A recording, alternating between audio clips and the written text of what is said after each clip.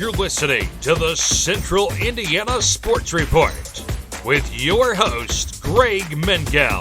Welcome back to the Central Indiana Sports Report. Grant Shouse of the Action Sports Network, who was there for Indiana's 82-67 win over Minnesota tonight. Always good to start Big Ten play with a win.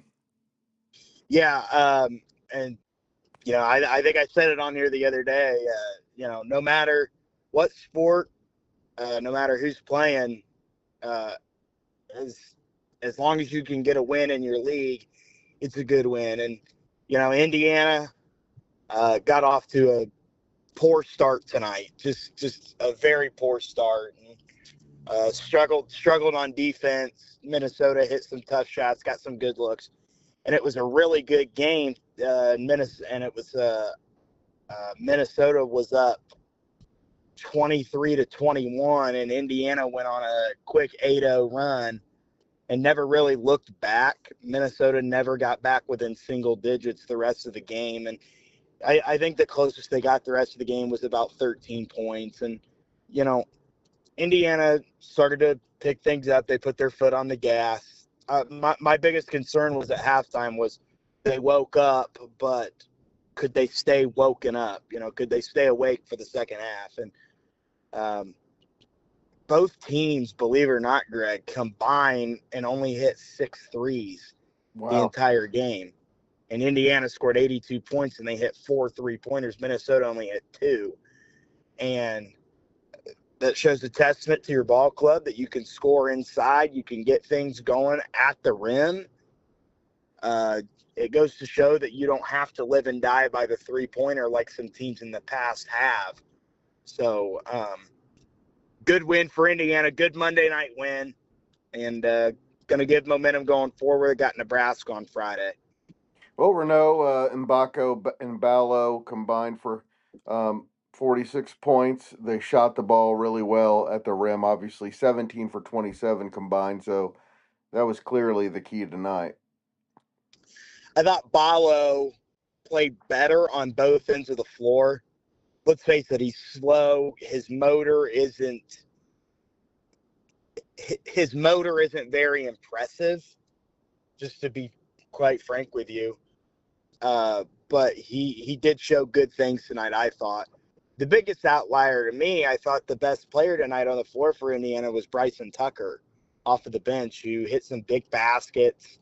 When he came into the game is really when they started to get the spark going, and they started to play better, and they went on that run and never looked back. And I thought Tucker was good. Ballo was solid.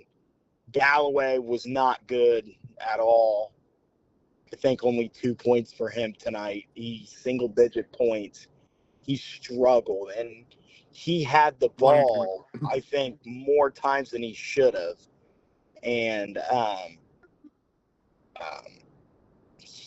like I said, he had the ball more times than he should have.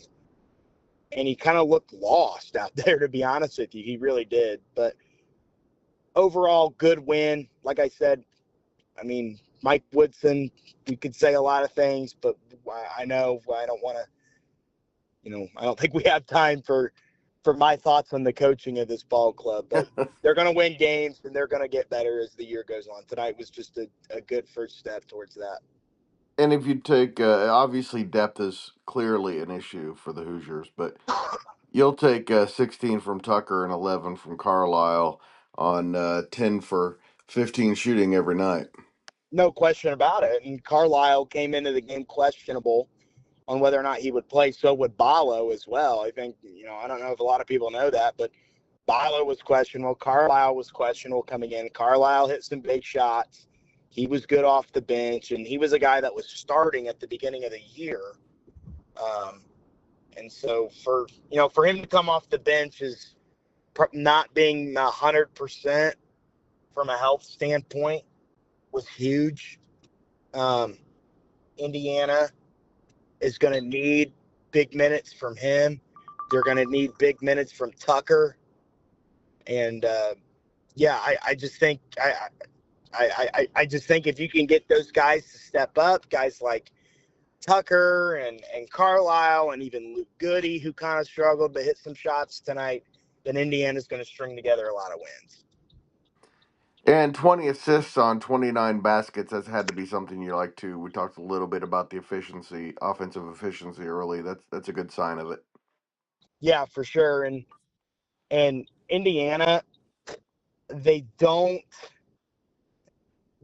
run an offense. Let's just be honest. They don't really run an offense in terms of cutting and screening away and those kind of things. They just kind of stand around and wait for an open look or wait for a dump down into Balo or Renew. And a lot of people don't like that, including me. But there are possessions in the half court where they do move the ball well.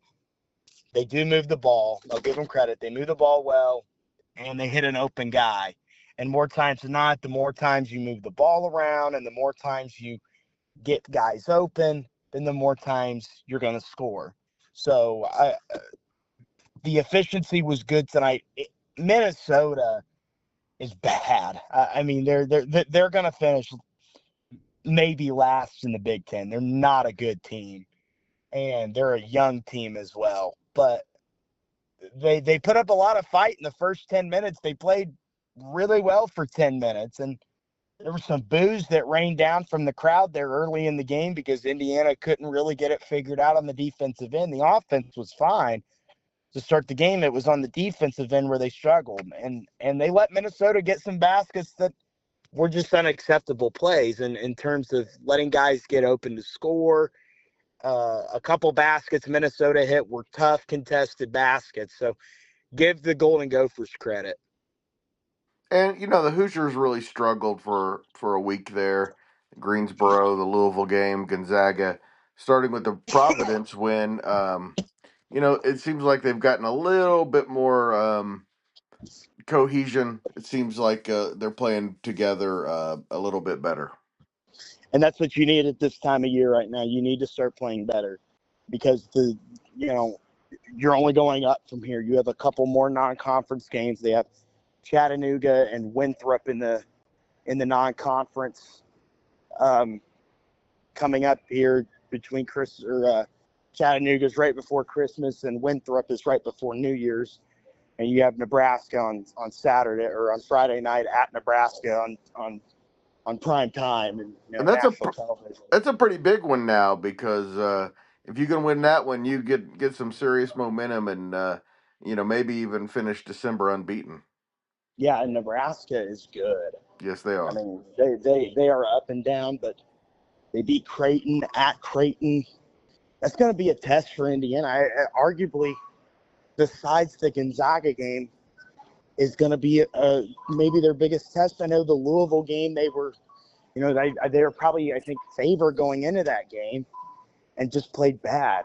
But outside of the Gonzaga game, this is going to be the biggest test they're going to have to this point. And then it starts to get serious again in January. Yep. And Big Ten basketball is underway. And I guess it's a different Big Ten than it's ever been before, but it should be interesting to see what happens. What besides the Hoosiers, what teams have you seen and who do you like in the conference? Last night, I really liked UCLA against Oregon, a game that came down to the wire, and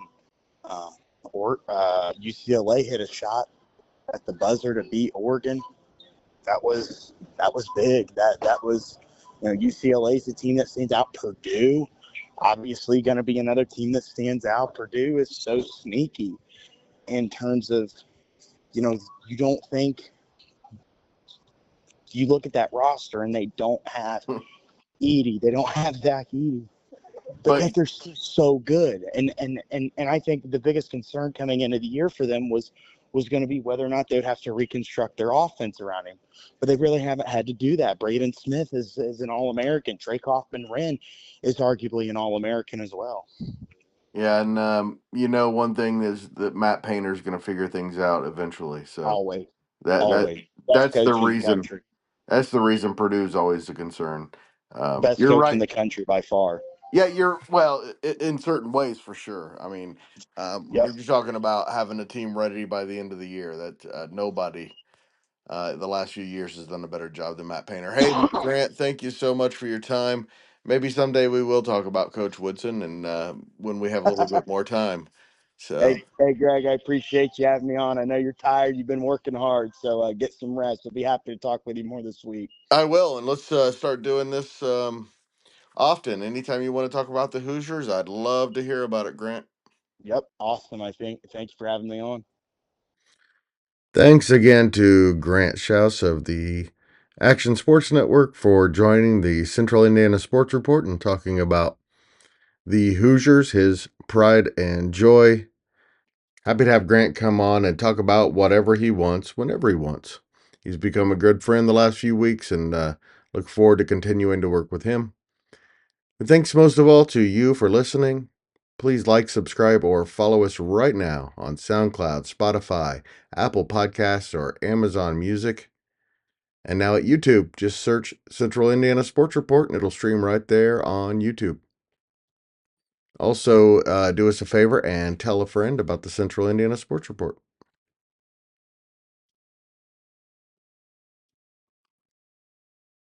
Central Indiana Sports Report is a product of ITG Media.